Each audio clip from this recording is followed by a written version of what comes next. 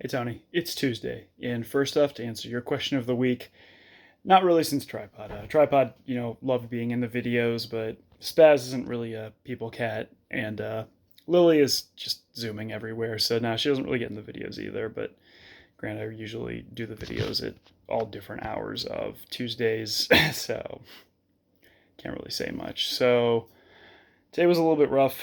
I don't. I believe I told you. I know I told you in the Witcher chat, but we lost one of our guinea pigs today. Holly. She was 8 years old. She was a really old guinea pig, but it sucks. It was a little rough, and Skylar's been sick for a couple days, so it's been a little rough in that sense. But what I kind of want to talk about is now I'm going to actually go into some drama in the world. And I'm going to start with probably the thing I know the least about, but at least have enough of an understanding that it's bad. So, um, I think it was earlier today, uh, there were tariffs that President Trump put in against China. He had proposed ones against Mexico and Canada, and I believe those have been delayed until March. But it's kind of rare to see almost universal pushback on tariffs. Like or universal pushback. It's a very unpopular decision to try and do that. And the reason is, and I'm going to kind of explain economics like I'm five. So, tariffs are essentially a tax that you put on imports for the most part. And sometimes it's used to try and do like a short-term gain, but pretty much universally economists go, this is a bad thing because it's far more profitable and it's far better for macroeconomics to instead focus more on free trade. And that's one thing that I think we're going to see a lot. So the biggest issue with tariffs is the fact that we, the consumers, basically pay the tax, in which many of our goods are going to be 20%, at least 20% more expensive if these 20%, 25% tariffs go into play. The reason being for that is we're going to kind of go into a much larger economic discussion in the sense, again, I'm going to explain it like I'm five because I'm not very well versed in economics. I trust, people who've studied this and people who study the economies of the world, but we live in a consumer economy. What that means is basically our economy is run by purchases.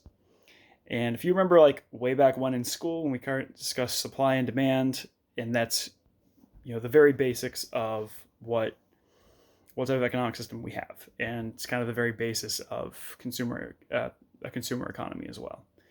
So the reason being for that is because at its very basis sense, so let's say I, am a consumer and I want to, we'll go with something very simple. I want to get a gallon of milk. So I'm consuming that gallon of milk for whatever the cost it is. And the reason for that is because, so initially it starts off okay, we're going to start from the bottom up, basically all the way up the chain to where it started, which also goes into supply chain things, which is one of the biggest areas of the economy's, supply chains. But so I buy this gallon of milk. It's not for the most part, the big Y I go to milks the cow in the back and pasteurize it. That's just not how it works. But what happens is I buy the milk that big Y bought from your farmers. And that's, basically 3 steps up. So I buy something because someone else bought something because someone else made something. And that's how our economy essentially functions, is we buy things and then that purchase goes and pays for the supply and the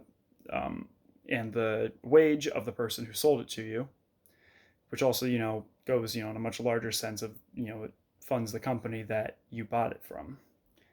and it basically goes up and up and up until you get to like your initial like manufacturer. So let's go with something a little more complex, and let's go with a phone. Something we all have. And so I bought my phone from AT&T. Now AT&T isn't the one who makes the phone.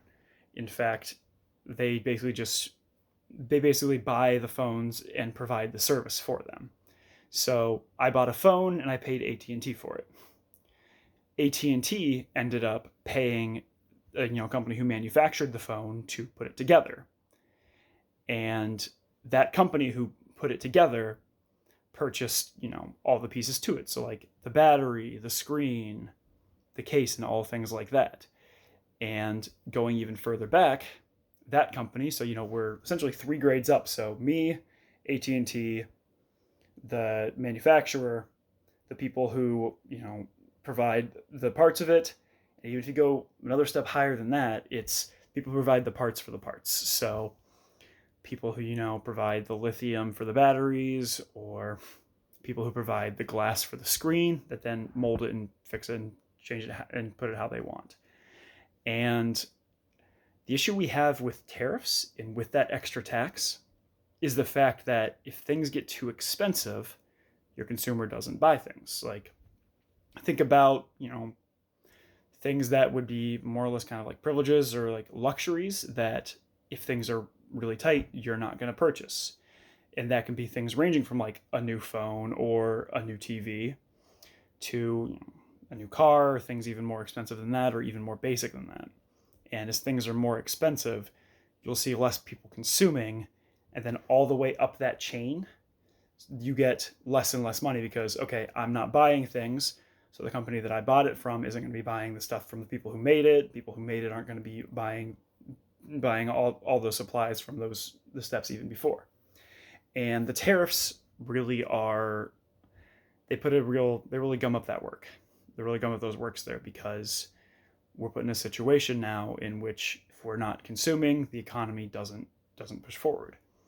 In fact, like you might or might not remember, but in the 2008 financial crisis, and even during COVID, which I know you remember, there were stimulus checks because the economy was struggling. And that's because people weren't going out and people weren't buying things. Because, both because, a lot of people lost their jobs, myself included, because, I was not essential. So I was put on a furlough for months. So I wasn't going out and buying things because not only was it dangerous to go into the store, I didn't have the money for it. And the way the economy works is you have to buy things to keep pushing it forward. And when things get too expensive, you don't have that. So I also have like some issues with like companies who, just on their own accord raise prices. They artificially inflate those costs because people don't necessarily buy those anymore. Now, those who do buy those, obviously pay more, but when you look at a much grander scale, less people buying things means less for the less money going into the economy, which means lower stock prices for those companies, which then leads to global economic issues, potentially like even as sharp as economic depression and economic collapse throughout the world. And we're in a situation right now with these tariffs that we're pretty dangerously close to that. So particularly those with like Canada and Mexico, those are obviously our two closest countries because they're literally attached to us. And like Massachusetts is their largest foreign country that they do business with is Canada. So as you put those 20% tariffs on basically all goods from Canada, everything I have here is 20% more expensive, at least. Probably more because companies still need to make the profit. And these tariffs are going to be a disaster in that sense because it really hurts the very nature of what our global economic style of free trade is. And I think it's going to be not great. And I think when you get universal pushback from economists, politicians, sociologists, and everything like that, I think you have to take a look and say, maybe this is not the best idea. So that was my very basic description of the economy and how it works. It was the very basic explanation, so it's probably not fully accurate, but that's kind of the way I understand it. So Tony, my question for you is, have you noticed an increase in prices at your local store? Tony, I'll see you on Friday. Later, bro.